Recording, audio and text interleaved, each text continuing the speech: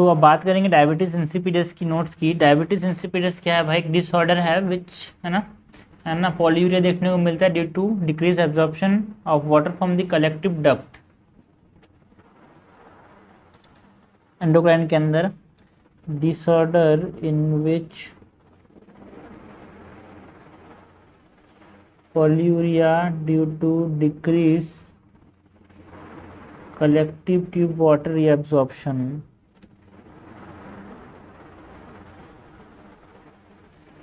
Okay, तो यहाँ पे हमारे पास क्या होता है, एंटी डायबिटिक हार्मोन की डेफिशिएंसी की वजह से भी हो सकता है। बहुत सारे कॉजेस हैं, इसके हम टाइप्स की बात करते हैं। तो एक हमारे पास सेंट्रल टाइप का होता है, एक nephrogenic type of diabetes insipidus, and एक होता है प्राइमरी या फिर psychogenic type of diabetes insipidus. तो जो हमारे पास central cause of central diabetes insipidus है, उसमें जो डिफेक्ट है, ये डिफेक्ट कहाँ पे होता है यार? पिट्यूटरी के अंदर। जो नेफ्रोजेनिक है उसमें डिफेक्ट कहाँ पे होता है? जो V2 रिसेप्टर्स हैं वहाँ पे, है ना। एंड प्राइमरी फिर साइकोजेनिक में क्या होता है? जो ऑब्सेसिव कंपल्सिव डिसऑर्डर होता है ऑफ ड्रिंकिंग वाटर,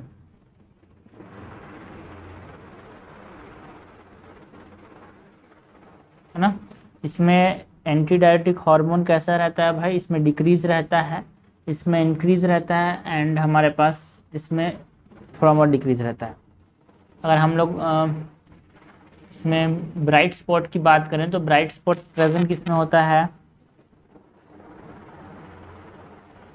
इसमें एब्सेंट रहता है, बाकी सब में प्रेजेंट रहता है क्या? मतलब ब्राइट स्पॉट इसमें एब्सेंट रहता है, ठीक है। ये हमारे पास मेन है central cause of diabetes insipidus में ब्राइट स्पॉट एब्सेंट होता है। अगर हम सीरम लेवल की बात करें तो इन सीरम के अंदर हमारे पास जो ऑस्मोलारिटी है वो क्या हो जाएगा? इंक्रीज हो जाएगा सीरम के अंदर, है ना।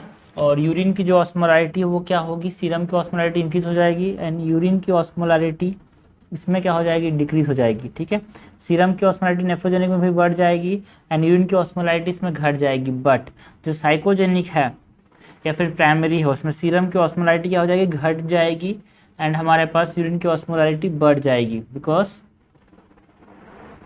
ज़्यादा पानी पीने का है, तो ये आपको समझना है, यहाँ पे एक डिफरेंस है, ठीक है। तो यही हमको समझना होता है, ठीक है। डायबिटीज इंसिपिडस 3 टाइप के होते हैं। उसके बाद क्लिनिकल फीचर्स की बात करें तो डायबिटीज इंसिपिडस में पॉलीडिप्सिया, बहुत ज़्यादा पानी पिएगा यार, पानी ज़्यादा पिएगा तो पानी निकालेगा भी। पॉलीयूरिया, है ना। इंसोम्निया, उसको नींद नहीं आएगा। वेट लॉस भी देखने को मिलता है। तो ये मेन क्लिनिकल फीचर्स हो गए डायबिटीज इंसिपिडस के। नाउ इन्वेस्टिगेशन में क्या कराएंगे हम? वाटर डिप्रीवेशन टेस्ट कराते हैं। वाटर डिप्रीवेशन टेस्ट ये क्या होता है भाई? यहाँ पे पॉलीयूरिया क्या बोलेंगे? पॉलीयूरिया यूरिन का जो ऑस्मोलारिटी है वो लेस देन 300 मिली ऑस्मोल पर लीटर है, तो क्या बोलेंगे? पॉलीयूरिया।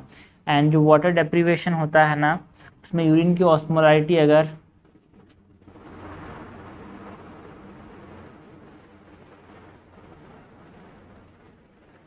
जो यूरिन की ऑस्मोलारिटी है ना, इसमें हमारे पास अगर मोर देन 300 हो गया, है ना, तो हम लोग बोलेंगे ये साइकोजेनिक कस की वजह से है। बिकॉज हमने देखा यूरिन ऑस्मोलारिटी क्या हो जाती है? बढ़ जाती है ना। यूरिन ऑस्मोलारिटी क्या हो जाती है? बढ़ जाती है। हमने देखा यहाँ पे किसके अंदर? साइकोजेनिक या फिर प्राइमरी के अंदर। तो ये हम देखेंगे 300 से बढ़ जाएगा। एंड अगर 300 से कम हो गया, सो कम तो दोनों में हो रहा है यार, ऑस्मोलारिटी यहाँ पे दोनों में कम हो रहा है, सेंट्रल वाले में भी और, है ना, हमारे पास नेफ्रोजेनिक वाले में भी। तो इसमें कैसे पता करेंगे? इसके लिए हमारे पास एक चीज़ और करना पड़ेगा कि सेंट्रल है कि नेफ्रोजेनिक है। उसके लिए क्या करना पड़ेगा? यहाँ पे ADH देंगे, डायबिटीज इंसिपिडस हो जाएगा। इसमें क्या करेंगे? ADH देंगे। इस केस में जब ADH देने से इसकी जो ऑस्मोलारिटी है 300 से ज़्यादा हो जाएगी तो ये सेंट्रल हो जाएगा, एंड 300 से कम ही रहेगी तो ये नेफ्रोजेनिक होगा। बिकॉज ADH की कमी है ना भाई, एडीएच की कमी है, एडीएच की कमी है और एडीएच देने से बढ़ जा रहा है, मतलब सेंट्रल होगा।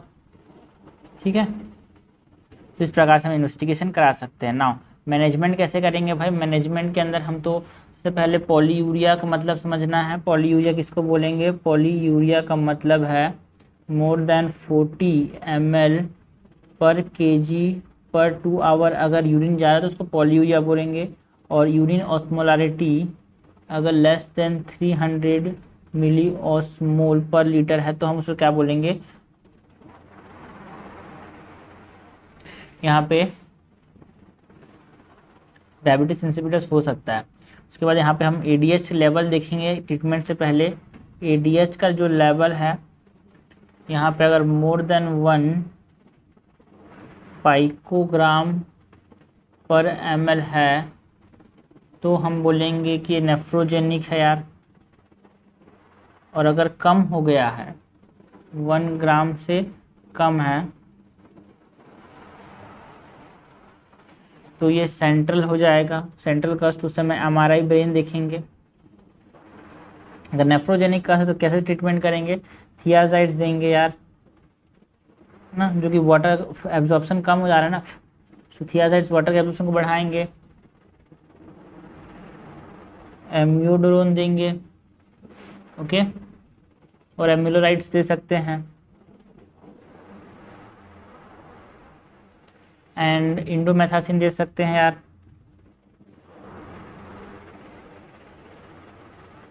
एंड ब्रेन एमआरआई में अगर हमारे पास पिट्यूटरी ब्राइट स्पॉट प्रेजेंट है, जो मैंने यहाँ पे ब्राइट स्पॉट की बात की थी ना, वही है यहाँ पे। अगर वो प्रेजेंट है तो साइकोजेनिक होगा, वो एब्सेंट है तो सेंट्रल कस होगा। सेंट्रल कस होगा तो उसमें क्या देंगे? डेस्मोप्रेसिन देंगे।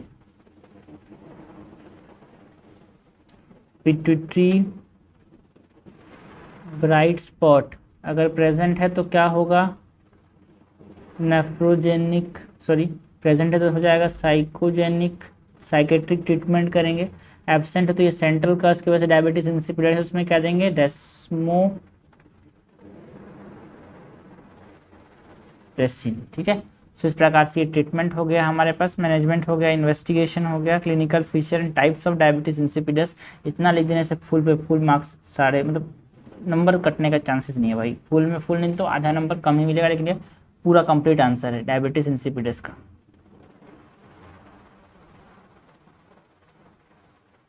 ये होता है कॉन्सेप्ट क्लियर होना, कम चीज़ों से ज़्यादा चीज़ समझ आती है, सिर्फ वैल्यू वाली चीज़ जो याद रखनी है।